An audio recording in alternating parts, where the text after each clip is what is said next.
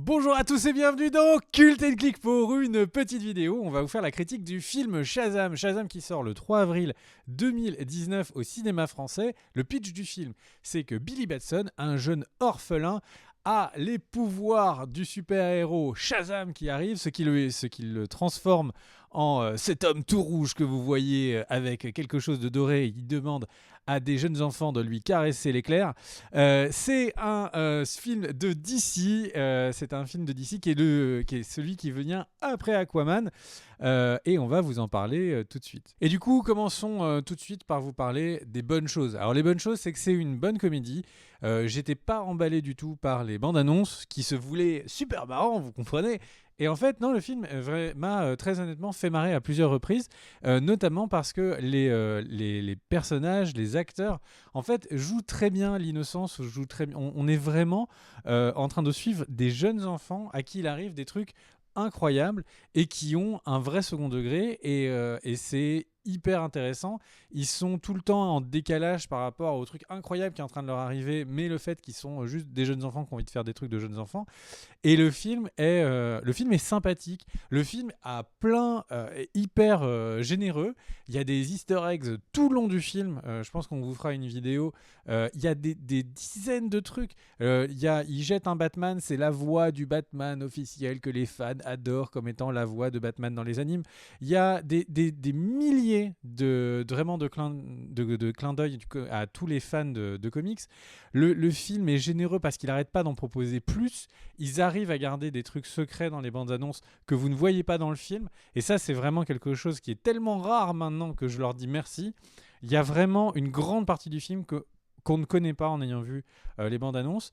Et du coup, quand on regarde le film, on découvre plein de trucs et c'est vraiment chouette. Le vrai gros point fort du film, c'est cette âme d'enfant qui est portée par tout le monde. Billy Batson, donc le jeune héros, est un orphelin et il arrive dans un refuge pour orphelins, dans une famille qui héberge comme ça 6 orphelins.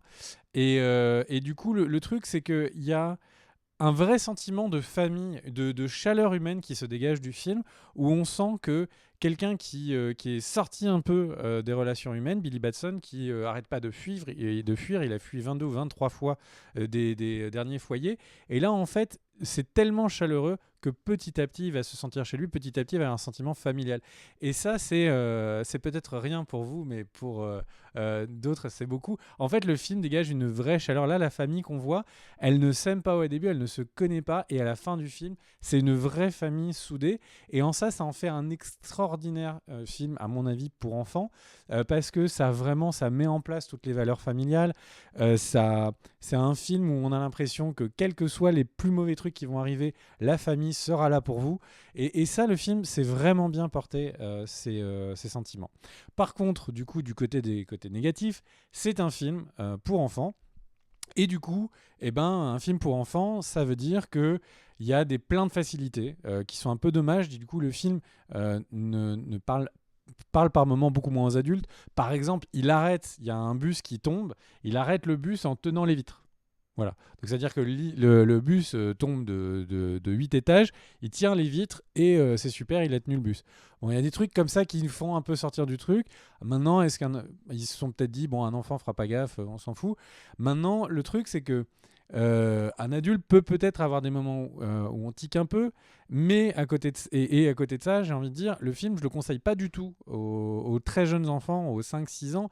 Le réalisateur, en fait, à la base, est un réalisateur de films d'horreur, et ça se voit parce que le méchant, qui est joué par Mark Strong, peut invoquer des démons. Je veux pas vous spoiler, mais en gros, il peut invoquer des monstres, des démons, je vous en dis pas plus.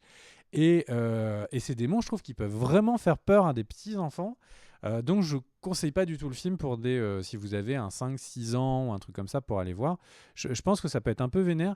Pour vous donner une idée pour les fans d'anime, il y a un monstre qui ressemble beaucoup à la version vénère de Gluttony dans Full Metal Alchemy Brotherhood, où il s'ouvre le ventre pour avoir une énorme bouche qui va manger un peu tout.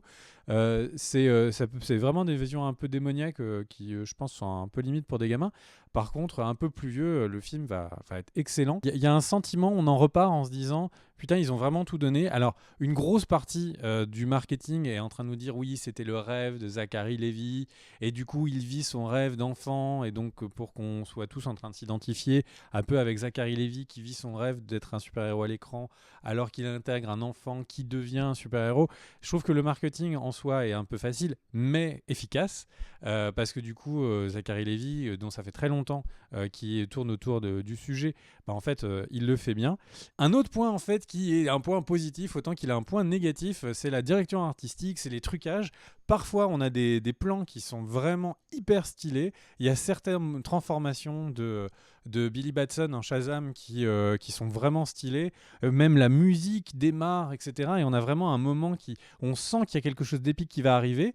Et puis, il y a des moments où c'est complètement loupé, où on sent que le personnage est fait en vieille 3D de l'époque du premier Spider-Man de Sam Raimi, enfin du deuxième Spider-Man de Sam Raimi.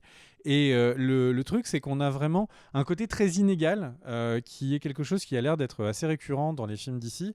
C'est-à-dire qu'ils ont une direction artistique un peu plus sombre, un peu plus réaliste et qui du coup masque moins les défauts que la direction artistique de Marvel, qui est un peu plus arrondie, qui est très différente pour le coup. Et du coup, on a vraiment des moments qui sont épiques et réussis, et on a des moments où en fait on se dit c'est un peu là les effets spéciaux sont un peu chum. Donc vraiment le film qui est un peu en dents de scie. Pareil pour la réalisation, pareil pour la musique. La réalisation, parfois on a vraiment des scènes où ça marche très bien, et parfois on a l'impression d'avoir juste une scène avec plan large, champ contre champ, champ contre champ, et du coup voilà, on a une petite scène un peu bateau, et puis après il y a plein d'idées où en fait il fait des petits sauts dans le temps pour jouer avec le spectateur qui pense que ça va partir dans un sens, en fait ça part dans un autre, et du coup on sent le réalisateur astucieux et qui est là vraiment pour nous amuser, quoi. Ça en fait un film, voilà, qui a des hauts et des bas, mais un film dont on pourra, à mon avis, pas critiquer sa générosité, son envie de bien faire, et de savoir retranscrire vraiment l'âme d'enfant comme j'ai jamais vu. Et Shazam, alors il y a eu plein de versions de Shazam, donc je vais juste vous donner ma version de Shazam dans les comics. Le truc, c'est que Shazam, en fait, Superman est censé être le parangon de l'espoir, ce qui brille, et être tourné vers l'avenir. Là où Batman était censé être le côté humain, le côté les défauts humains, combattre la nuit, etc., etc. Et on avait vraiment le DC Universe qui était censé être un peu basé sur ça, et sur cette dualité. Il n'y a qu'à voir les dessins animés des années 90. Et le truc, c'est que au final, le fait que Superman se soit au final un peu maturisé, ce n'est pas le terme, mais qu'il soit devenu beaucoup plus mature, qu'il soit devenu plus sombre, il n'y a qu'à voir les derniers films, Man of Steel, en fait, fait que le côté super-héros qui amène juste de l'espoir, de la fraîcheur, c'était un manque dans l'univers d'ici. Et là, Shazam remplit ce rôle à merveille. Et c'est un rôle qu'il a déjà rempli exactement pareil dans les comics et à la fois dans les animes de la Justice League. Voilà, quand Superman dévie, quand Superman devient trop sérieux, quand on est sur des logiques de est-ce que Superman peut être un despote, en fait, on a Shazam qui devient le héros du cœur. Et ça, vraiment, je trouve qu'il le fait bien et le film le place parfaitement bien là-dedans. Voilà. Et c'est la version que je préfère de Shazam, donc je suis content. N'hésitez pas à aller le voir, en tout cas je pense que le film mérite un succès. Quand DC fait les choses bien, il faut le saluer. Merci à tous, on se retrouve pour une prochaine vidéo bientôt. N'hésitez pas à laisser le petit pouce bleu, le petit commentaire, et à partager cette vidéo. Des bisous, ciao ciao.